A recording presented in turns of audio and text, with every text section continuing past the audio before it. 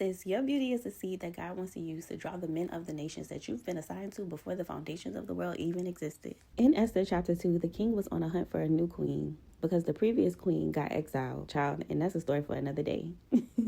When the Bible describes the search process, it literally says that one of the requirements was that she would be a beautiful young virgin and that she would undergo beauty treatments for a set time. I believe that the Lord allowed these regulations to be set in place because there was a woman by the name of Hadassah who was an orphan raised by her uncle Mordecai, who showed her all of the ways in which she was to live according to the Jewish customs. This woman was being brought up by a devout believer of the God of Israel. And I believe that this was divine protection for her because as an orphan, she could have ended up anywhere, but she ended up in the hands of a believer who just so happened to be her uncle, which placed her in proximity of the province that these commissioners were sent to go and look for the queen. And had Hadassah not been beautiful, the entry point into that kingdom would have been null and void for her. But they made sure to state inside of Esther 2 verse 7 that Hadassah, also known as Esther, had a lovely figure and was beautiful, meaning God made her qualified for the position as queen based on how beautiful she was. I know it's already good, child, but this is where it gets even better. It says that Esther and a number of other women, many young women, were brought into the king's court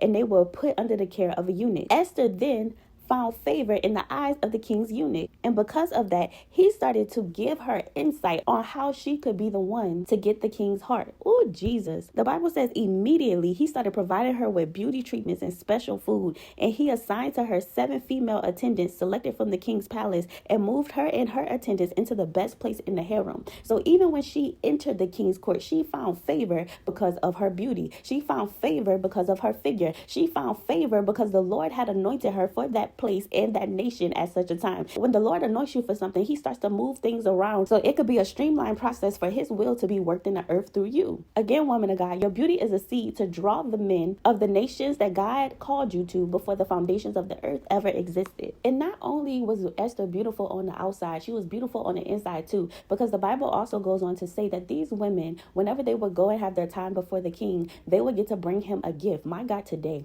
And Esther, because not only was she beautiful on the outside, God matured her on the inside. She had these beliefs embedded into her that made her unselfish. My God, today. So when it was her turn to go before the king, she grabbed a gift that spoke to his heart and not just her own. And it says that the women who brought the gifts, they could not go back before the king unless he summoned her. Well, Esther got summoned and the rest was history. So that makes me wonder about the woman that God has made beautiful. What kingdom is God using your beauty to infiltrate? I know that there's a kingdom of darkness and a kingdom of light. Our purpose on the earth is to make sure that we are the light of the earth. We are the salt of the earth, my God, so that we can draw all men unto Christ. So is your beauty the seed that God can use to draw the men of the nations that he called you to? Or are you using your beauty to manipulate in accordance to the kingdom of darkness? You can't say you work for the kingdom if your beauty is purely vanity, if your beauty is not on assignment. God's hand is in all the things that he made. And so if he made you beautiful, he also put something in you that can turn the men's faces of this world back to him. Your beauty is foundational for the assignment that God has called you into. Beauty might get you in the door, but your heart is what's going to keep you there.